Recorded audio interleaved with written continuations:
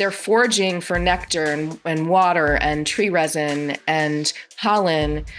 And the foragers may never see the benefit of those resources they are gathering, but they gather them anyway for the future.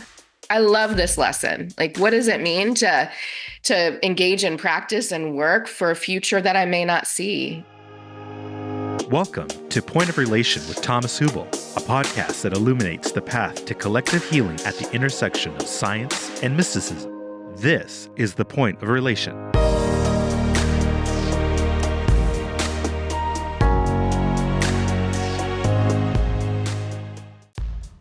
Michelle C. Johnson is an author, educator, healer, and consultant. She's committed to creating conditions for collective care and liberation. Welcome to Point of Relation. My name is Thomas Hübl. This is my podcast, and I'm happy to be here with Michelle Cassandra Johnson. So, Michelle, warm welcome to our podcast here. Thank you. I'm so happy to be here with you.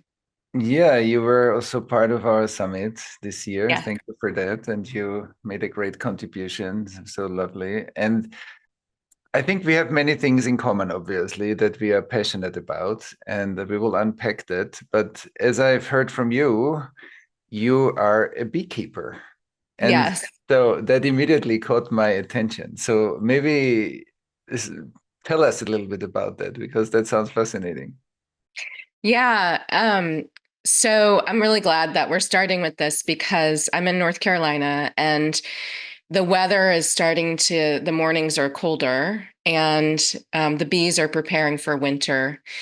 There's less light as well. So it's darker for them. They have less time to forage. And when it gets colder and in the winter, the bees cluster together to stay warm. And if it gets above about 50 degrees, they'll go out for cleansing flights.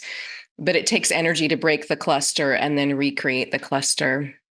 And so I'm thinking about the bees. I'm about to winterize their hives to make it so that it's a little easier and they don't have to expend as much energy trying to survive the winter. I've had bees for 5 years, and I have 3 hives right now. And they came to me before I had ever taken a beekeeping class. They came to me through a dream, and then I ordered all these things to get bees and wasn't exactly sure why. But later I learned that bees are psychopomps, which means they work between realms. And my mother was sick at the time when the bees came to me, is what I should say.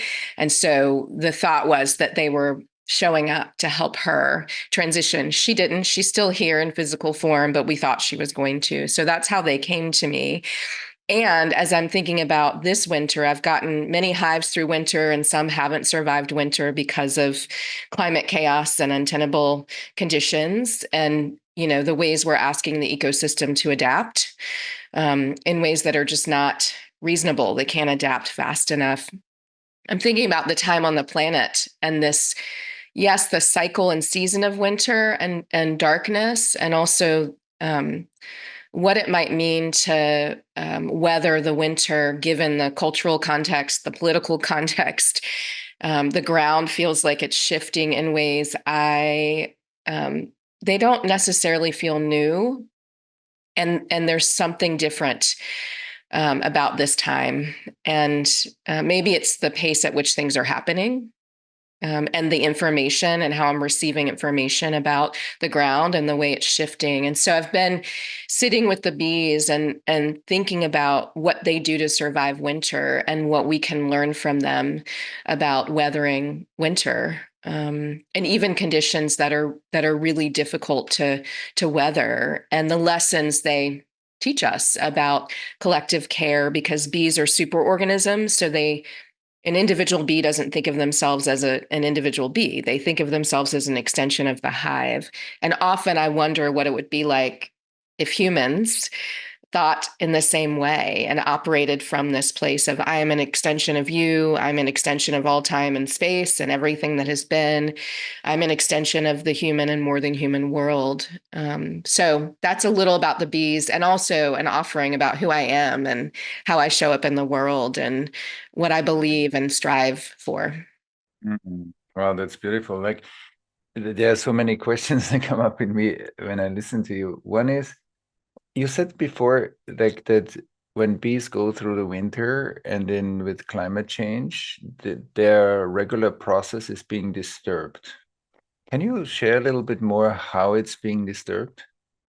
Yeah. So, um, I actually have a story of two hives that didn't make it through winter 2 winters ago because it got down to 7 degrees. I'm in the middle of the state in the Triad in North Carolina, and we don't have 7 degree weather in the winter. It was unseasonably cold. There was an Arctic front moving through, and we did everything that one does. We wrapped the hives. We protected them as much as we could, and they couldn't keep up. So they couldn't do what they normally do, which is fan their wings to stay warm and generate heat.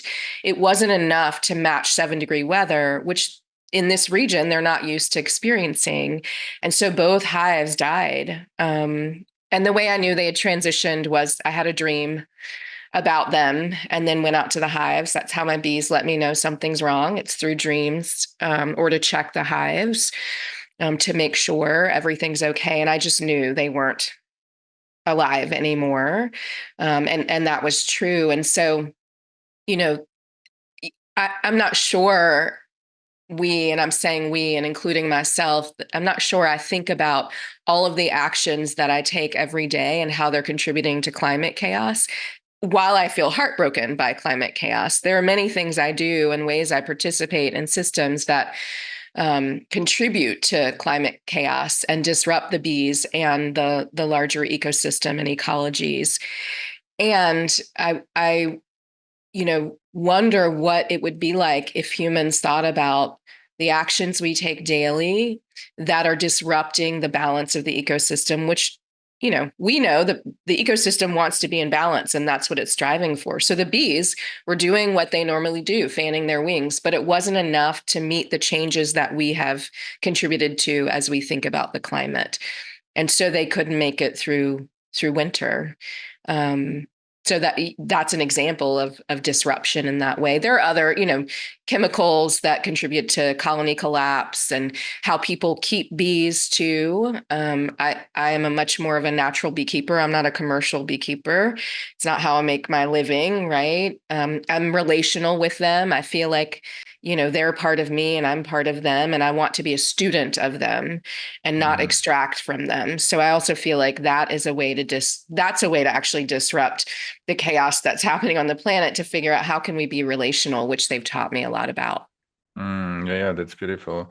Yeah, and I love how you make the connection to a certain behavior to that you learn from the bees and how we look at climate and how we look what we do and how we are part of a collective and what's that awareness. So maybe you can tell me a little bit when what are the things you learn from the bees as a collective being about our collective as humans, or Mhm. our collective is biosphere, we could also say. Where is, Right. where is the distinction? And so maybe you can share a little bit, because and then we will transition also to collective healing and to healing in general. But what are the principles that you see when you observe bees that you think are important for your understanding of collective health, for example? Yeah, a few things come to heart in response to your question. And one is that bees attune to one another and the environment around them. So they do this through sound, vibration, movement, dancing, even to share where resources are or orient to their hives. And they're not only attuned to the conditions present in their physical hive, their home, they're present to the conditions outside of the hive because they're foraging in the environment outside of the hive and bringing resources back. And there's a higher intelligence they embody. I believe a higher intelligence, a higher understanding, because they're in relationship with the sun, the rain, the trees, right? They collect tree resin to create a substance called propolis to protect their hive. So they're working with the environment around them in a way that I think is not unfamiliar as I think about lineage. It's not unfamiliar to my lineage, but as I think about technology and like the world, and as I mentioned, the pace at which things are moving, and how I'm receiving information, that those things disrupt my ability to attune to my environment and my internal environment, right? My nervous system and other people and the more than human world. And so I think I've learned a lot about, just from observing them, how they're in constant communication, regulating the balance of their hive, not separate from what is happening outside of their home, their hive. That's like one lesson. And the other I mentioned is that they're superorganisms. So this idea that we're an extension of one another, which they emulate and illustrate to us all of the time. And one way to think about this is that most times honeybees, their life cycle is about six to 8 weeks, unless they're winter bees. Winter bees live longer, so they can get the hive through winter. And foraging is the final stage of their life cycle. And they're foraging for nectar and water and tree resin and pollen. And the foragers may never see the benefit of those resources they are gathering, but they gather them anyway for the future.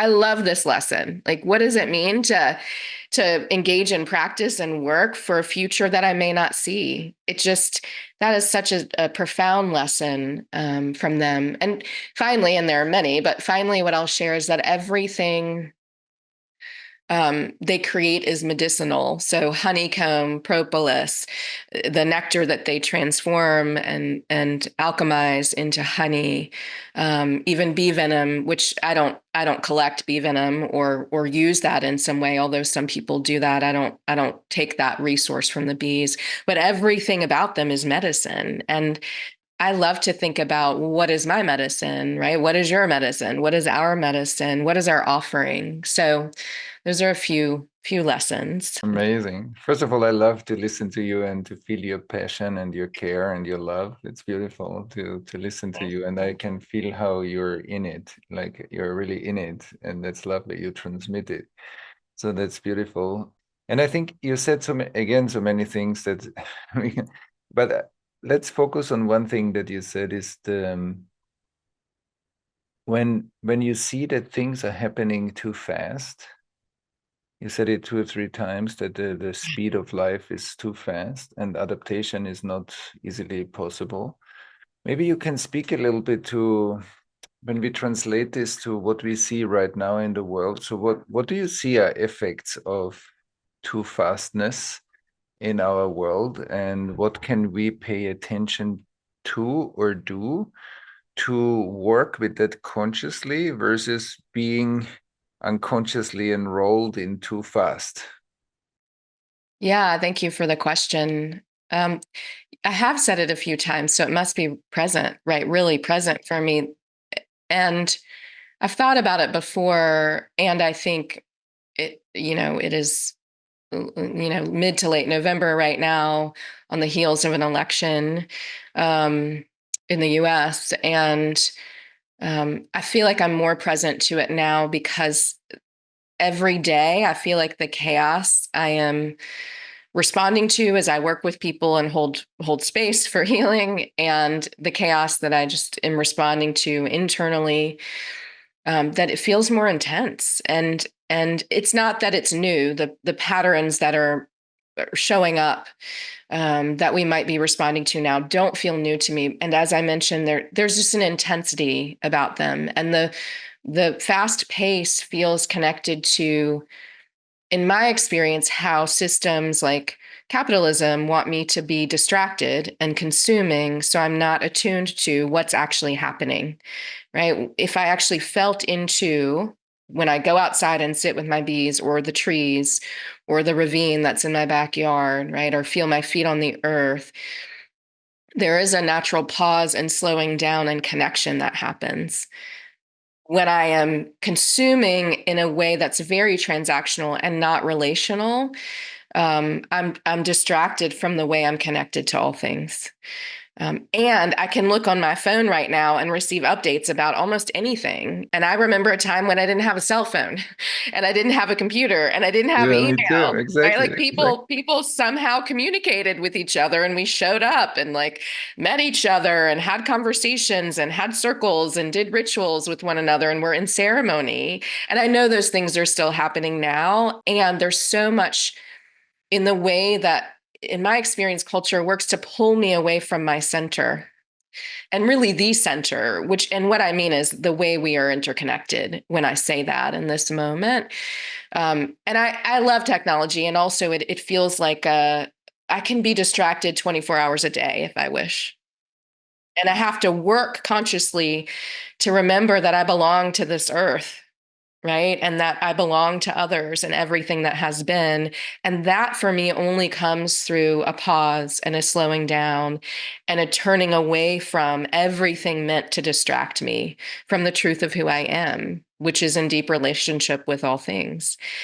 So it's chaos and it's the fast pace and it's distraction. And I think the chaos and trauma, collective trauma, persists because of our distraction and the inability to have space to heal, which can come through remembering our connection to all things. And in many other ways too. I'm not suggesting that's the only way. And yet that feels like a central component to our healing. So that's a little about this moment and the swirling. People have been using that word a lot with me lately I've held a lot of spaces for grief in the last 2 weeks. I do it a lot anyway, but in the last 2 weeks, people have invited me to hold a lot of spaces for grief. And people keep saying things are swirling. And I'm like, yeah, there's an energy swirling that we can't catch up to, right? It's like it's caught us. And what happens when we're hooked or caught up in things, in my experience, it's the outcome usually is not good of being wrapped up in the swirl that feels like it's moving so fast that we can't catch our breath. Mm, yeah, I wholeheartedly agree. And it's also lovely. I want to point out one thing because it sounds simple, but I don't think it's that simple. Is when I listened to you before you spoke about the pace of life, and then you said, and then when I slow down and the transmission of your nervous system slowed down. So your words and the slowing down in your nervous system were coherent. So I can feel the slowing down that you speak about. And I think that's a very important mechanism. That's why I'm underscoring it a bit, because I think that if we can regulate our nervous system and slow down when we need and want to slow down, and then transmit this into the space that we are in, then it affects people. Your transmission affected, I could feel your slowing down. So it had an effect in my nervous system. And I think that that's an important, it looks like something small, but it's actually something big that in our collective. And then I'm curious, when you spoke about the collective trauma, we don't have the spaces or the circumstances to heal. Can you speak a bit about what do we need for us as communities or collectives to heal, and what do we not have, and maybe why we don't have what we don't have for it? Because we should be our own medicine, but often we are not. So we can look at it. Why is the medicine not here? Or what is the medicine that we need, and how can we create it together? So maybe you can speak to that a bit. I want to uplift what you said about what you noticed, that often I say, it seems subtle, but it's not. Right. So that what you noticed about, you said it sounds small. It's not small, right? Because there's an attunement happening between us and you felt it and your nervous system responded to it. So I just want to uplift that. And I also want to name, I'm in circles multiple times a day where we are centering our healing and medicine. So I want to name, it is happening. We know this. We create these kind of spaces. Many people do. And I name it and want to just start with the here because when I forget that it's happening, I'm wrapped up in that swirl that I mentioned, right? So I want to name that people are in so many ways resisting systems and cultural norms and dominance and hierarchies through making space to be in ritual and ceremony with one another, and to ask people, how is your heart, right? How are you in this moment? What do you need? What can I offer? What do I need? That is happening, and I think has always happened. I mean, I haven't always been here. I'm about to be 50, but I've been here for a little while, and I have some ancestral knowledge. I think it's not new for us to operate in this way. And I do think there are things in the way. I think that, I have a background as a clinical social worker, and so worked in a mental health system that pathologized people.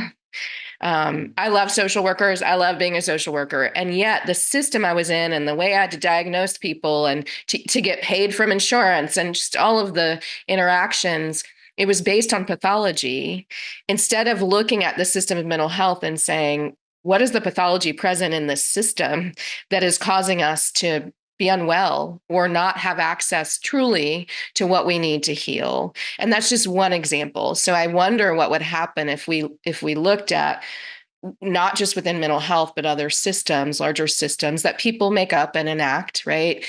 What is the pathology present that is making us sick or creating obstacles to our healing? That's one thought.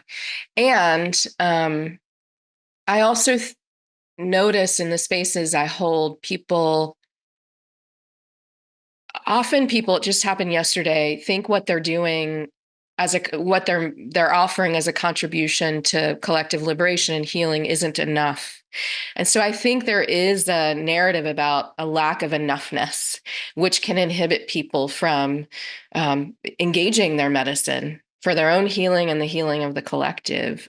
And I'm not saying that originates from us. I mean, I think there are messages that many humans receive about not being enough, right? From family, from systems, from interpersonal interactions they have, from ancestral trauma that's moving through them. And that can get in the way of, in my experience, of us thinking about, I have what I need to heal, right? And what would happen if I believed that and engaged it in some way in community with others, which is the third thing I'll name. Is a lot of people I've noticed over the past couple of weeks are talking about leaning into community. And this happened during COVID, where people talked more about mutual aid, even though it was not a new way of being. Mutual aid had been around for a very long time. And yet there was a collective consciousness around mutual aid because of a global pandemic we were living through and trying to survive. And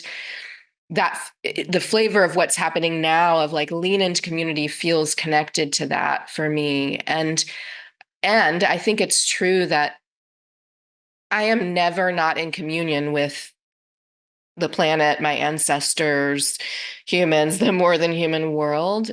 So even when I am engaged in practices that feel like they're solo practices, they're not.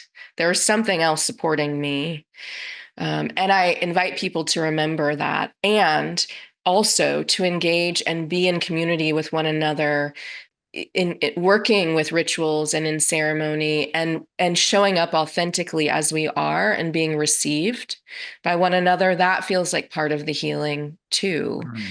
And trusting that I do think we have what we need to heal the collective, right? If we all remember that we have medicine in the way we're talking about and have a space for that medicine to be received.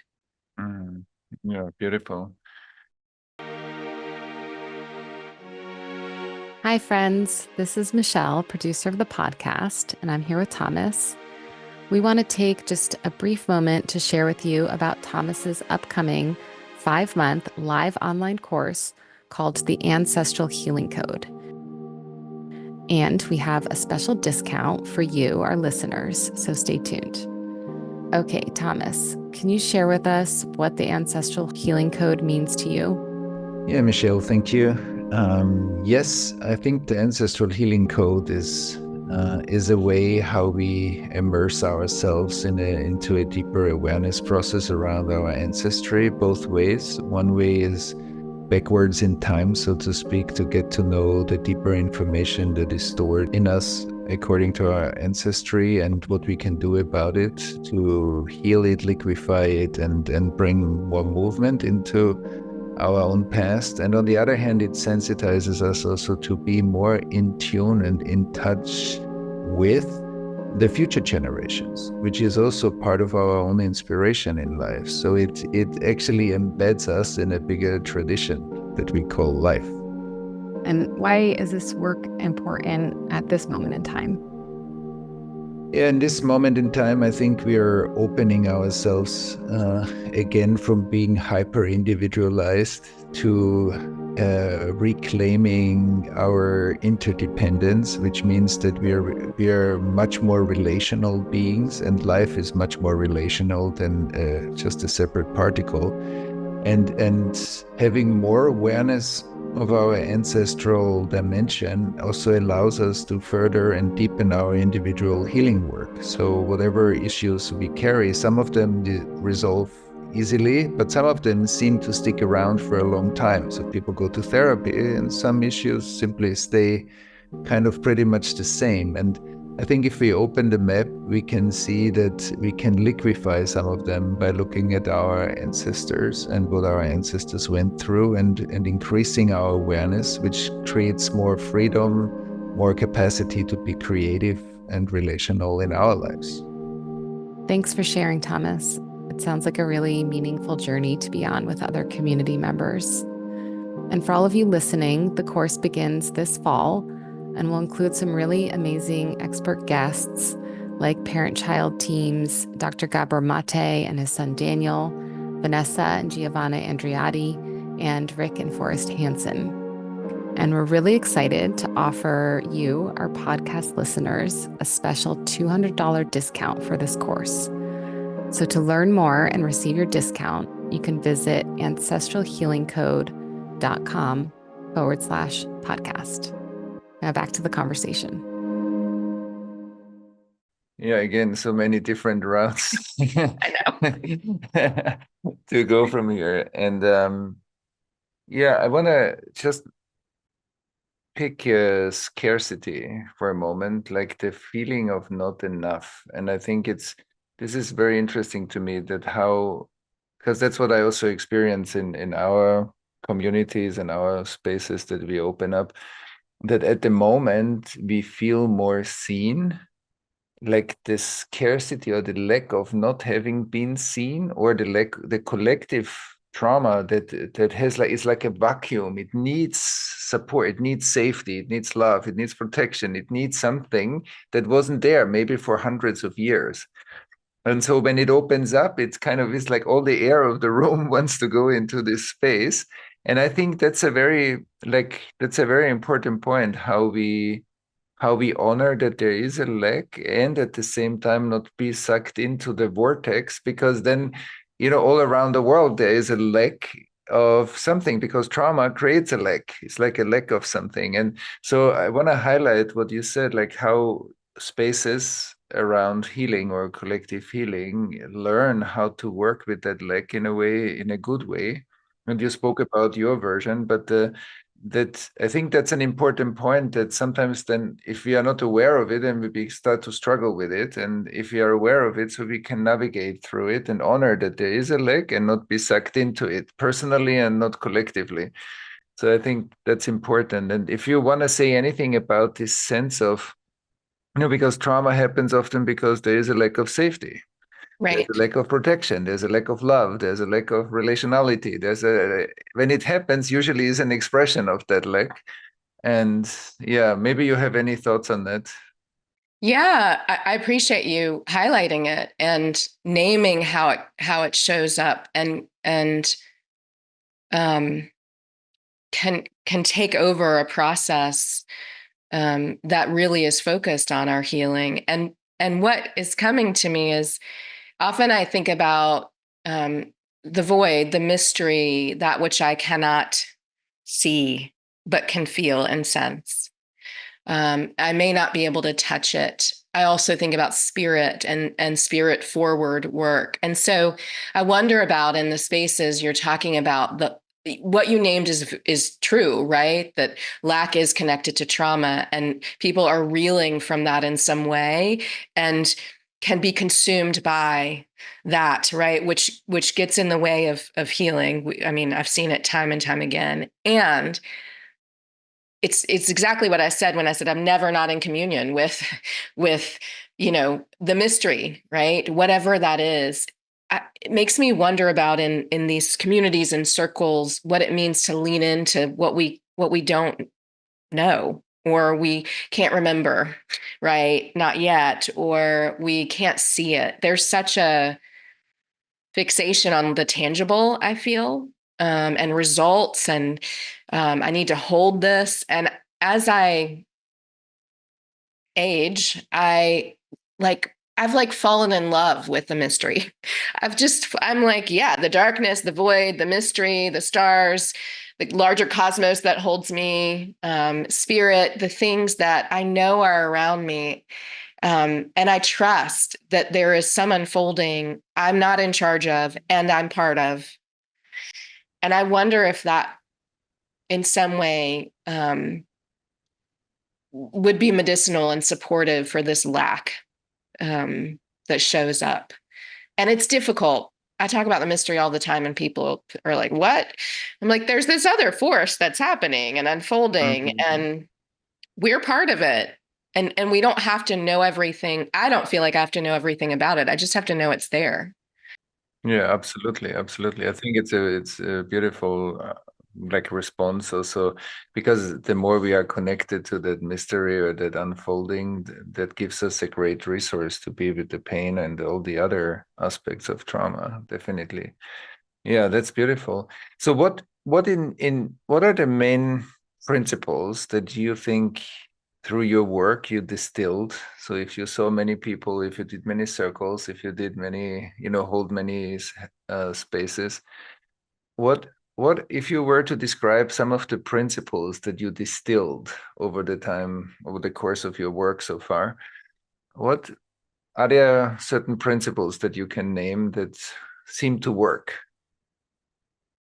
Yeah, I'm thinking about principles and practices. And one is people often, and my middle name is Cassandra, and you might know the myth of Cassandra. You may not. In Greek mythology, she was a prophetess. She could see the future. People didn't believe her, or they didn't really want to hear her. I'm not sure. I wasn't there, but my middle name feels very true to form in that I feel like I'm a truth teller, and that is what people have said to me. And what this looks like as a principle or practice in a space is that I cannot move forward unless I engage in some excavation process to understand how I came into the particular moment I'm in or how we came into the space we're in. I don't know how we can move forward without understanding, right, how we came to be where we are.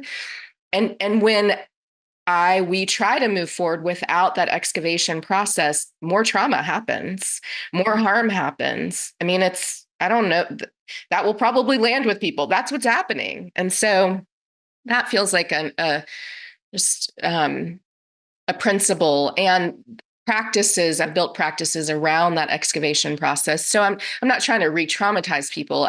I want us though to be able to talk about what is really happening here in the relative plane, the relative truth, right? What is happening as we understand it? And why do we think it's happening? And how have we been shaped? This is another piece of my work, shaped and conditioned to be in that swirl that we've been talking about, or that vortex, or be wrapped up in or hooked by narratives and systems. And how do we begin to unlearn, which is another practice, the unlearning, through consciousness raising, with one another. And it's not that there's so much I don't know. And I am a humble student and humble facilitator. So, and space holder. And so as I name these things, it's not as if I've arrived, right? I'm still on the path and I'm learning, which feels like another principle and practice to be humble and curious and open. It also feels connected to mystery in the way that I spoke about it. And, another principle is I said it earlier, I believe we have what we need to heal. Um, and I am wedded to that belief. I mean, I can feel it in my body. I'm unwilling to give that up, right? I think we have what we need. And so part of what we practice is remembering that we have what we need. We do this through circle and song and speaking the truth and silence and witnessing one another and contemplative practices, and engaging with the more than human world.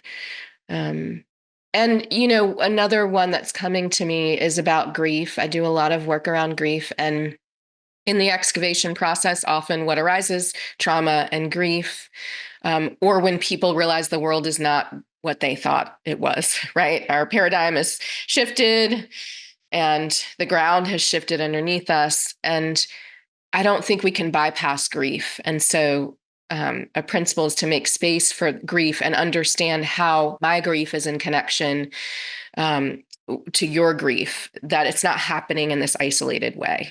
And so what does it mean to talk about it through this frame of collective grief and collective trauma and what's happening to us? And then, right, what is our medicine and in the ways we've talked about, because we have what we need to heal this collectively. So there's more, but those are a few of the principles. Amazing. Yeah. It's like you downloaded like very precisely different principles. Lovely. It's very good. Yeah, I resonate a lot with everything you just said. I think these are all great principles that feel very right when I listen to them in relationship to trauma, to integration, to wholeness. And so they're very beautiful. And now you spoke about grief. Before you said that in the last 2 weeks you were doing a lot of grief circles. So maybe you can speak a little bit.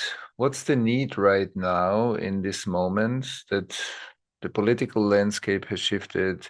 And I know you're also in North Carolina, so maybe also what happened through the hurricane. I don't know if you have been directly affected by it, but most probably your environment has. So maybe you can speak a little bit what happens right now for you in your work. What are the needs that are showing up? How can we tend to these needs?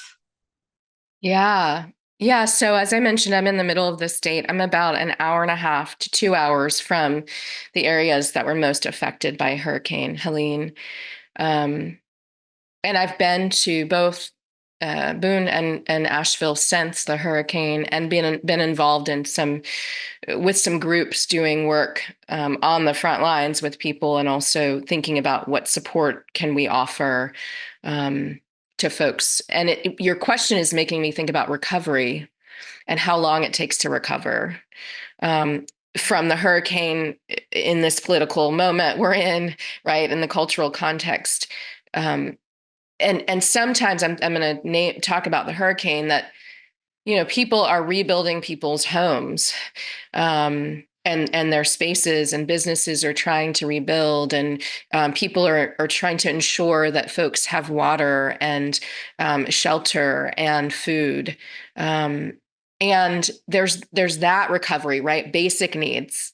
And then there's the trauma of what it means to live through a disaster that was so unusual to hit Western North Carolina, and for water to submerge areas of cities in this way that's just it's almost unbelievable that it happened. I mean, it happened, but it feels like this happened in Western North Carolina. This is very unusual for water to sit. The river in Asheville, the water stayed for a while. And I'm thinking about that layer of recovery and what will be required after people's basic needs are met, right? The next time there's a threat of a storm, Yes. or it rains, right? Their relationship with water has shifted, right? Or not having clean water, having to boil water. I mean, as I think about it energetically and spiritually and on a soul level, I am attuned to recovery and how we actually need to think about recovery beyond basic needs. And I think that's relevant to this political moment too. We know folks who have been marginalized are going to experience more marginalization. We've been told that, actually. That's kind of the reality. It's not a secret. And we also know people are reeling in the spaces I'm in. Like, some people are saying, how did this happen? And other people are saying, I feel betrayed. That's come up more than once. And I mean, multiple times. And people really just unsure, their nervous systems they're just unsure of where the ground is. And I'm wondering about, like, in this moment, what does recovery look like so that folks can feel integrated enough to feel their feet on the ground? And then what's the next layer of recovery? Because the unfolding will continue to happen, and it's not a one-time event. And so, I'm thinking about ways that my ancestors survived times like these, and systems that they set up to communicate, to travel, like at night in the dark, safe houses, right? All of the things we might need to actually create for people to be safe. And I'm thinking about the strategy around that as I'm holding what I said earlier about we have what we need. And so how will I contribute in this moment to the healing? That's what's coming up in the spaces, the betrayal, the where do we go from here? And I just always, I remind people, this isn't new. The flavor may feel new. I'm not sure. But the patterns that led to this moment have been present for a long time. And so how do we disrupt these patterns on a larger scale and name them for what they are, I would say. Yeah, that's right. Like, what comes up in me when I listen to you, two streams. Like, one is what you just said at the end, is this is not new, and we see this, like, same as we as individuals go through patterns in our life. And these patterns seem to run us sometimes more than we are aware of where those patterns originate, unless we do this deep work that's required.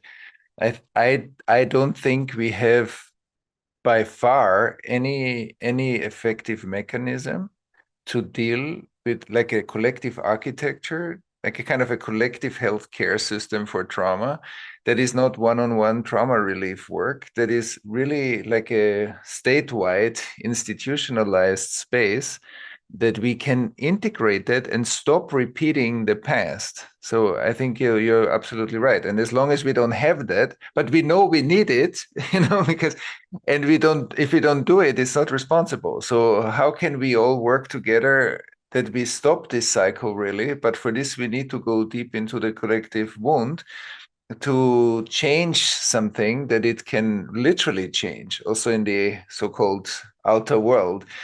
And the other thing that I came up in me when I listened to you was, like, what are ways, because you're very right with what you said. I mean, it's there is an unfolding, and there is like the ecosystem is not healthy. And so when the ecosystem is not healthy, what kind of ecosystems within that ecosystem do we need to create that help us to transform that insecurity, the fear, whatever comes up, and stabilize it, like create ecosystems that counter the toxicity in the system? And I think that's very interesting. Like, when we, like, the spaces or the circles that you do are coherence building spaces that help people to feel, oh wow, here's a place I can relax into. When I can relax, I can digest, and I can become part of something new. Otherwise, I stay in the old. So so how do we create that on a larger scale so that it begins like this some bacteria that dissolve the toxicity in water so that the water becomes more healthy. And I think this is what I think we need, that in the society, a similar process. And so I'm wondering what you feel or think when I say these things, what comes up in you. I love everything you just said. And it's such a curious question like this, and pondering an example, right? Of there are examples in the more than human world of transmutation. They're all around us. And we can do that as well. And that's what I feel like that's the word that came up as you were talking about the bacteria and water and clearing that can happen to remove the toxicity. And so what is the form that can take as we think about humanity and our role? And I am also thinking about, I know we talked about the bees, and one thing my mother always says to me is, Michelle, the bees have been around for millions of years. Sometimes I forget, right? And I only say that to name that they have adapted, even if we're asking them to adapt to untenable circumstances at this point in time. They have adapted time and time again. Honeybees came from a solitary bee and then all of a sudden needed to be in community with one another. And that's how they function and don't at this point know another way to function, right? And so I just name that for us to, and people listening to think about longevity and lessons that we can gather from the more than human world, because what I said earlier is it is constantly trying to move into balance as we are destabilizing it in the ways that you named.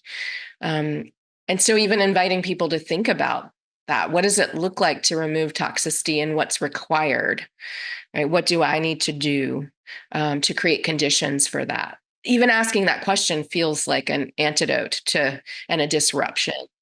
And the other thing that came to me is that when you were sharing, I was thinking about I listen to Michael Mead's podcast a lot and read his work. And there's a line in one of his books about as we age, we either become more contracted or more expansive. And I know other people have talked about this. And when you were talking, it made me think about that if we don't heal this trauma in the ways we've been talking about, it is difficult to become more expansive and remember all of the things we've named.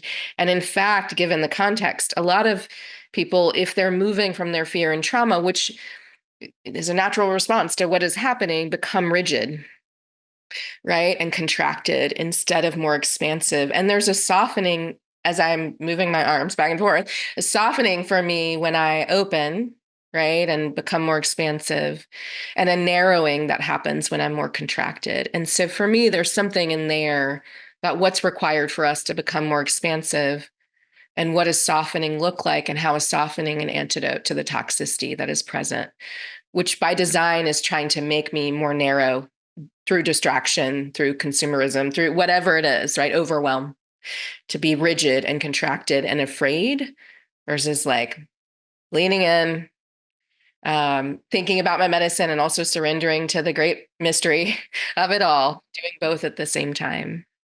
Yeah, that's very beautiful. I love this also. Like you said, so many beautiful things now that like one was the solitary bee came together to form a hive because that was required. And there is kind of a collective longevity. And I love this term, like, because that's what we need. We need collective longevity. It's not anymore like in this hyper individualized psyche. And sometimes even psychotherapy might strengthen that. That, like, yes, we need that, but we need collective spaces that help us to open up to that we function that we are. And that reminds us also, because what you said, when we become less contracted as a collective, we are actually opening up much more to and for the future generations new possibilities. So the future generations are actually being born into a world with more possibility, because trauma collapses possibilities and healing opens them up again. And so this is beautiful. But this reminds me, and then it brings me to maybe the last question, because I see the time.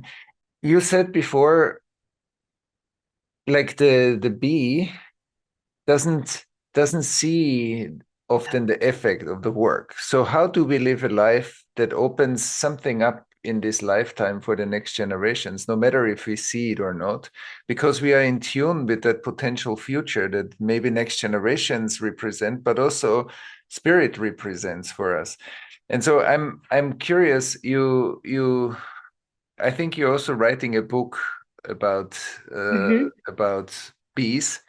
And Yes. maybe you can tell us a little bit about what excites you about your book, and then maybe we can round up our conversation here, which was beautiful. I really enjoy the resonance with you as we surf along. Yeah, I know. I love this kind of flow with one another and to see what emerges in it. Um, and I also love the teaching about the first time I heard the teaching was from the Bhagavad Gita about no effort is wasted, no gain ever reversed. Even a little of this practice will shelter you from sorrow. And the practice that was being talked about was dharma, duty, our work, our purpose, and other teachings in the Bhagavad Gita are connected to that verse around effort anyway, because you may not see the fruits of your labor. And what does it mean to effort when we may not see the fruits of our labor? And I think about this a lot because I actually think I see the fruits of my labor a fair amount reflected back to me if I pay attention. I think this conversation is part of, it's like, how do we define fruits of our labor? I would ask people to redefine that for themselves and see how their medicine is rippling out and reflected back. Probably in Right, many ways, right. right? And to also be willing to effort, because we may not see like the harvest, right? The big harvest that we want to see in our lifetimes. For future generations. So there's that. And the book that I have coming out in May of 2025, it's called The Wisdom of the Hive. I have co-written it with my best friend, who Amy is her name, and she's a beekeeper. And it has been beautiful to co-write this book with her, and it explores so much of what we've talked about and more. It is really about the lessons we can learn from the hive for well-being, and not just for humans, but the more than human world. And there are practices and rituals and poems in it, and an exploration of polarities, and certainly information about how the hive functions and what we can learn from that. And it's really a call for us to do what I said earlier, right? What does it mean to think of ourselves as a superorganism and as part of a larger hive? Beautiful. Michelle, this was such a lovely ride together, and there's so much more. Of course, there were so many other routes that we couldn't take because of the time. But if there's anything you want to leave our listeners with that you think we didn't touch, please go ahead, and then we will close our conversation. I have a lot of gratitude for you and for this process and the unfolding of the journey, short, and it felt like a shamanic journey to me that we went on, right? And the pathways and portals, and I love that because it feels like a dance with the great mystery. It feels like that, and so I just want to offer gratitude for you and your work and your practice and your presence and your listening and your sharing and being in this dance with me today in this conversation. Thank you. Yeah, it was a pleasure for me, and many blessings for your work. I hope that everything unfolds beautifully for you. And thank you for being here.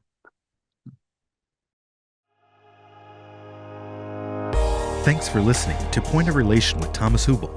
Stay connected and get updates about new episodes by visiting our website, pointofrelationpodcast.com, and by subscribing to the Thomas Hübl YouTube channel. If you enjoyed this video, please like it and share about us with your community on social media. Thank you. We appreciate your support.